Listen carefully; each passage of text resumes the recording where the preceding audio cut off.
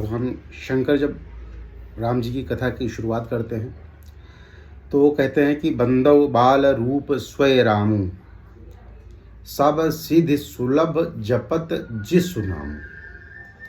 हम उस बाल रूप की वंदना करते हैं जिससे सारी सिद्धियां, हम लोगों ने तो सुना है अष्ट सिद्धि नव निधि के दाता, ये माता जानकी ने आशीर्वाद दिया था हनुमान जी को। लेकिन भगवान शंकर कहते हैं कि बंदव बाल रूप स्वय रामू सब सिद्धि सुलभ जपत जिसु नाम। जिसका नाम स्मरण मात्र से ही सारी सिद्धियां सुलभ हो जाती हैं। अब क्या है, मंगल भवन अमंगल हारी द्रवहु सुदशरथ अजिर बिहारी। वो मंगल को करने वाले हैं, सारे अमंगल का हरण करने वाले हैं। बस ये श्रद्धा और ये विश्वास हमारे अंदर उत्पन्न हो जाए, क्योंकि कह कौन रहा है, भगवान शंकर कह रहे हैं। और भगवान शंकर को पार्वती जी को कथा सुनाते हुए कह रहे हैं, उस समय पार्वती जी श्रद्धा हैं और भगवान शंकर विश्वास हैं। एक विश्वास श्रद्धा से कह रहे हैं, और हम लोग क्या करें, अपने अंतःकरण में श्रद्धा और विश्वास दोनों को बैठा करके भगवान राम की उस बाल छवि की वंदना करते हैं। अब होता क्या है, उधर काकभूषुंड जी गरुड़ जी को कथा सुनाते हैं। वो क्या कहते हैं कि इष्ट देव मम बालक रामा। मेरे इष्ट देव कौन है, वो बालक राम हैं। कौन, शोभा बपुष कोटि सत कामा। उनकी शोभा कैसी है, अब आप छवि देख सकते हैं। करोड़ों को करोड़ों कामदेव जो है उनकी आभाओं को बराबर नहीं कर सकते हैं। ऐसे मैं उस राम जी की वंदना करता हूँ। फिर क्या है, शोभा बपुष कोटि सत कामा। अब इस वंदना के साथ में होता क्या है कि देखो, राम जी की कथा तो आप लोगों ने बहुतों से सुनी होगी, सबने सुनी होगी, सब लोग सुनते भी हैं, पढ़ते भी हैं, देखते भी हैं। लेकिन होता क्या है कि उस रामचरितमानस को हमें पढ़ने का फ़ायदा क्या होता है, और हम इसके पहले भी बता चुके हैं, जो सकाम नर सुनहि जगावै सुख संपत्ति नाना विधि पावै। अगर आप ये कामना लेकर के इसका श्रवण करते हैं कि मुझे ये फायदा होना चाहिए, तो सुख संपत्ति नाना विधि पावै। सुर दुर्लभ, देवताओं को भी दुर्लभ है, सुख कर जग माही अंतकाल रघुपत पुर जाहि। और तो बहुत सारे फायदे हैं, गाने के अलग फायदे हैं, सुनाने के अलग फायदे हैं। इस सब पर ना आते हुए हम आते हैं, देखो जितनी भी कथाएं हैं, गाथाएं हैं, जब बाबा गोस्वामी तुलसीदास जी से पूछा गया कि क्या ये कथाएं आपने लिखी, रामचरितमानस आपने लिखा, उन्होंने कहा नहीं। फिर किसने लिखा, उन्होंने कहा कि ये भगवान शंकर ने अपने हृदय में छिपा कर रखा था। और कब कहा, पाय सुसमौ शिवा सन भाखा। जब अच्छा समय जाना तब पार्वती जी को सुनाया। पार्वती जी ने पूछा, क्या ये रामचरित जो भी आप सुना रहे हैं ये आपकी रचना है? उन्होंने कहा नहीं, ये गरुड़ जी को काकभूषुंड जी ने सुनाई थी। और वही कथा याज्ञवल्क्य जी भारद्वाज जी को सुनाते हैं। और जब बाबा तुलसीदास जी से किसी ने पूछा कि ये कथा आपको कैसे मिली, आपने कैसे लिखा, उन्होंने कहा कि ये भगवान शंकर ने रच महेश निज मानस राखा, पाए सुसमो शिवा सन भाखा। जिस कथा को पार्वती से भगवान शंकर जी ने सुनाया था, वही ताते रामचरित मानस बर राख्यो हेर। उसी का ये रामकरण, ये हेरी नाम धर। रामचरितमानस उसी काव्य का नाम रखा गया है। भगवान शंकर से ये मुझे प्राप्त हुआ है। अच्छा, भगवान शंकर से बाबा गोस्वामी जी को प्राप्त हुआ, गोस्वामी जी से जो है और लोगों को प्राप्त हुआ, और लोगों के माध्यम से मुझे भी प्राप्त हुआ। अब उसी रामचरितमानस की सारगर्भिता पे देखो, एक एक शब्द जो है उसमें मोती के समान है, और मोती को पिरोने के लिए आपको एक माला की ज़रूरत है। तो इसी सब के साथ में आइए हम लोग सुंदरकांड में प्रवेश करते हैं। सुंदरकांड क्यों, क्योंकि सुंदरकांड से शुरुआत करेंगे तो सब कुछ सुंदर होगा, क्योंकि जिसका शुरुआत सुंदर होगा उसका सब कुछ सुंदर होता है। अच्छा, ये राम कथा जो है ये आदि नहीं अनादि है, जिसका कोई अंत नहीं है। हरि अनंत हरि कथा अनंता, और कहाँ ये सुनई बहु विधि सब संता। तो हम भी अपने अनुसार कुछ इसमें जो भी श्रवण किया है, जो भी जानकारी है, उसके अनुरूप रखने का प्रयास करेंगे। रामचरितमानस में बाबा गोस्वामी दास जी लिखते हैं कि शांतम शाश्वत प्रमेयमन घम निर्वाण शांतिम प्रदम ब्रह्मा शंभु फणीन्द्र सेव्य मनीषम वेदांत वेद्यम बुभुम रामाख्यम जगदीश्वरम शुरुगुरुम माया मनुष्यम हरिम वंदेहम करुणाकरम रघुवरम भूपाल चूड़ामणिम नान्याय स्पृहा रघुपते हृदय स्मदीये चा भवन खिलंतरात्मा भक्तिं प्रेक्ष रघुपुंगव निर्भरामि मे कामादिदोषरहितं कुरु मानसं च। सुरगुरुम, सारे देवताओं के गुरु, रामख्यम जगदीश्वरम, वो जगदीश ईश्वर क्या है, अतुलित बलधामम हिम शैलावदेहम धनुजवन कृशानम ज्ञानी नामाग्रगण्यम सकल गुण निधानम वानराणामधीशम रघुपति प्रिय भक्तम वातिजातम नमामि। कौन? धनुजवन कृशानम ज्ञानी नामाग्रगण्यम सकल गुण निधानम। कोई ऐसी उपलब्धि है ही नहीं कि जो इनसे वंचित रह गई। अब होता क्या है कि सब लोग काफ़ी समय हो गया है और सागर के तट पर जो है बैठे हुए हैं, सिंधु के पास में। अब वहाँ से इन लोगों को प्रस्थान करना है। जामवंत जी ने ये कहा है कि आप जाइए और जा करके केवल और केवल सीता माता का हाल चाल देख करके लेकर चले आइए। हनुमान जी देखिए, इनकी विनम्रता, हर चीज़ से इसमें आपको सीखने को मिलेगा। एक एक चीज़ से इनकी विनम्रता कितनी है, टीम में कौन कौन है, और निराभिमानता कितनी है। कहीं ये संशय मात्र का लेश नहीं है, लेश मात्र का संशय नहीं है कि जो हमारे साथ में लोग हैं वो जा नहीं रहे हैं।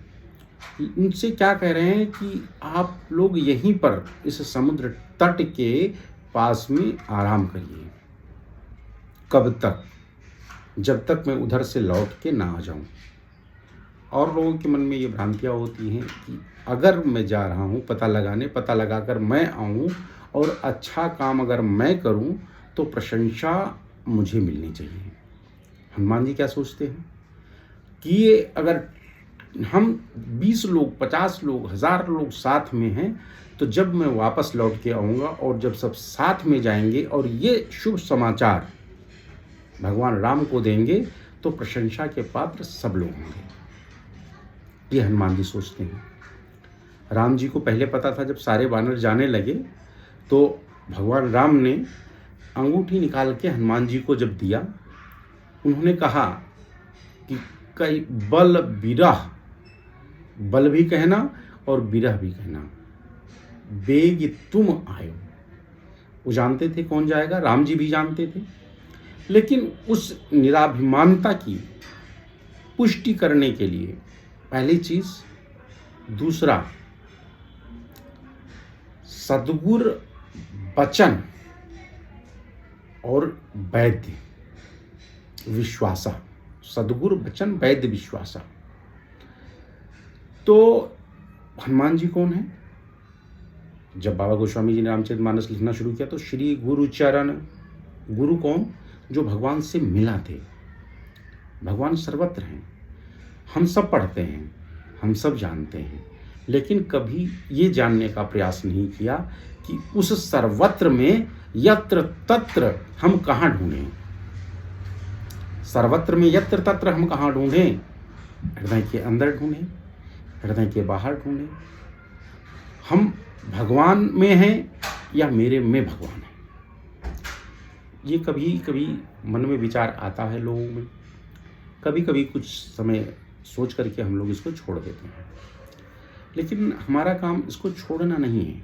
हमारा काम है, देखो लिखा हुआ है कि सबके उर अंतर बसहु जानहु भाव कुभाव। अगर आप सबके हृदय में वास करते हैं और सबका भाव कुभाव सब कुछ जानते हैं, तो फिर इतना जानने के बाद में सकल जीव जग पाव दुखारी। कब? सबके हृदय अछत अभिकारी। अगर सबके अंदर प्रभु विराजमान हैं तो उसके बावजूद भी देखो आदमी परेशान रहता है, कष्टों से दुखित रहता है। होता क्या है कि आदमी कष्ट दो प्रकार का होता है, एक शारीरिक होता है, एक मानसिक होता है। जो शारीरिक कष्ट होता है वो हमें शरीर में मिलता है, और शरीर में मिलता है वो शरीर में हम लोग अपने में देख लेते हैं। जो कष्ट मानसिक होता है, वो मानसिक कष्ट क्या होता है कि हम लोग कभी अपने अंदर नहीं देखने का प्रयास करते हैं। मानसिक कष्ट वाला आदमी हमेशा दूसरों को बीमार देखता है। रामचरितमानस एक ऐसा सोपान है, इसका जब भी आप पान करेंगे उसके बाद में आप इतने स्वस्थ हो जाएंगे कि शारीरिक कष्ट भले ही दिखाई दे, लेकिन आंतरिक कष्ट जो मन का कष्ट है, क्योंकि जो भी खुशी होती है वो हमेशा आंतरिक होती है, मन से होती है। अब वो मन से खुशी कब मिलेगी? जब हम किसी को खुश रखने का प्रयास करेंगे। आप जिस वातावरण में, आप कल्प वृक्ष नीचे बैठे हुए हैं तो सारी कामनाएं पूर्ण हो जाएंगी। आम के वृक्ष के नीचे बैठे हुए हैं, अगर आम का मौसम है, आम का फल लगा है तो आम का फल मिलेगा। जिस वातावरण में जहाँ भी रहते हैं, अगर वहाँ सब कुछ सही होगा तो आप अपने आप स्वतः सही हो जाएंगे। हनुमान जी यही विचार करते हैं, और यही विचार करते हुए उन्होंने कहा कि जामवंत के वचन सुनाए, सुनी हनुमंत हृदय अति भाए। कौन सा वचन? उसने गिद्ध ने कहा था कि मैं एक मदद कर दूंगा कि इस सागर को नांग कौन पाएगा। उन्होंने कहा था नांग ही जो 7 योजन सागर, जो 7 योजन, 100 योजन का सागर जो है लांग सकता है, वही राम के काज को कर सकता है। उसमें एक से एक वीर योद्धा थे। उन्होंने कहा हम 80 जो है योजन चले जाएंगे, कोई कहा 90 योजन चले जाएंगे। अंगद जी से पूछा गया, अंगद जी ने कहा कि मैं पार कर जाऊंगा। वहाँ सब लोग प्रसन्न हो गए, वाह वाह बहुत अच्छे। लेकिन उन्होंने कहा, लेकिन संशय रख दिया उसमें बीच में। और जब संशय रख दिया तो संशय में क्या कहा उन्होंने कि मैं चला तो जाऊंगा, लेकिन कछु संशय मोहि फिरती बार। ये है कि आ पाऊंगा या नहीं आ पाऊंगा। हनुमान जी वो शांत बैठे हुए थे। क्यों? क्योंकि अतुलित बल धामम हेम शैला भदे हम। बल तो उनमें अतुलित है, लेकिन उसके साथ में अतुलित बल धामम, उस बल के वो धाम है। धाम मतलब हो गया घर, और अतुलित हो गया अतुलित बल, जिसका कोई तुलना न की जा सके, जिसको तौला न जा सके। अब वो अतुलित बल है किसका? ये अगर घर हैं तो अतुलित बल है किसका? तो एक बार जब भगवान राम जो है सीता माता जी के साथ बैठे थे, तो उस टाइम, उस समय की बात है कि ये इंद्र का बेटा जब परीक्षण करने आया था, तो उसने बताया था कि अतुलित बल अतुलित प्रभुताई। अगर उस पर चलेंगे तो प्रसंग लंबा हो जाएगा। तो भगवान राम का अतुलित बल है, और भगवान राम जो है हनुमान जी के हृदय में वास करते हैं। बसहु राम सर चाप धर, तो अतुलित बल अतुलित प्रभुताई उनकी है, और बसहु राम सर चाप धर, भगवान राम उनके हृदय में निवास करते हैं, इसलिए अतुलित बल धामम। अब सकल गुण निधानम, जितने गुण हैं सबके निधान हैं। ऐसा कहा गया है कि विधि प्रपंच गुण अवगुण साना। इस सृष्टि में जितनी भी चीज़ें बनी हुई हैं वो गुण और अवगुण दोनों से मिलकर बनी हुई हैं। हनुमान जी ऐसा कैसे हो गए कि ये सकल गुण निधानम, सारे गुणों के खान हो गए। इनको सीता माता जी ने आशीर्वाद दिया था कि सुन सुत सदगुण सकल तव, और हृदय बसहु हनुमंत। सानुकूल कौशल पति रहूं समेत अनंत। तो इसलिए जो है ये जो है माँ जगत जननी है वो सीता को कोई भक्ति के रूप में भी कहते हैं। भगत के रूप में इसलिए कहते हैं कि सीता यनु समीत प्रभु राजत परण कुटीर, और ज्ञान भगति वैराग्य जन सोहत धरे शरीर। भगवान राम ज्ञान के रूप हैं। ज्ञान यखंड राम सीतावर, ये ज्ञान के रूप हो गए, सीता जी भक्ति हो गई, और भगवान लक्ष्मण जो है वो वैराग्य के रूप हैं। योग की भाषा में कहा गया है कि शांत सीता समानीता आत्मरामो विराजते। ये सीता जी शांति का प्रतीक हैं। अब भक्ति है तो हर कोई पाना चाहता है, शांति है तब भी हर कोई पाना चाहता है। और ये जब क्या है कि जगदम्बा हैं तब भी इनको हर कोई पाना चाहता है। पाने का तरीका अलग अलग हो सकता है, पाने का माध्यम अलग हो सकता है, पाने की दृष्टि अलग हो सकती है, लेकिन आज इन्हीं सीता माता को पाने के लिए हनुमान जी जब समुद्र के तट पर बैठे हुए और चलने के लिए तत्पर हुए तो जामवंत के वचन सुनाए और सुनि हनुमंत हृदय अति भाए। बहुत अच्छा लगा। उन्होंने कहा तब लग मोहि परिख्यहु तुम भाई। आप सब लोग मेरी तब तक प्रतीक्षा करना, कब तक, सही दुख कंद मूल फल खाई। आप रहोगे कैसे यहाँ पे? जैसे 1 महीने आपने बिता दिया और आज तक सीता माता का पता नहीं लग पाया, कुछ दिन आप और प्रतीक्षा करिएगा। देखिए सुग्रीव जी जब ये लोग सारे वानर लोग चले थे वहाँ पर, तब 1 महीने का समय दिया था। वो प्रसंग आएंगे पूरा, जब पुराना चलेंगे किष्किंधा कांड में तब चलेंगे, उसको बताएंगे क्या कारण था। लेकिन आज हम लोग चल रहे हैं सीता माता की खोज में। सीता माता की खोज में हम लोग सब बैठे हुए हैं सागर के तट पर जो है, और हनुमान जी बिल्कुल चलने के लिए तत्पर हैं। अब वो कह रहे हैं कि तब लग मोहि परिख्यो तू भाई, सही दुख कंद मूल फल खाई। आप दुख सहन करिएगा और किस तरीके से कुछ समय प्रतीक्षा और करिएगा।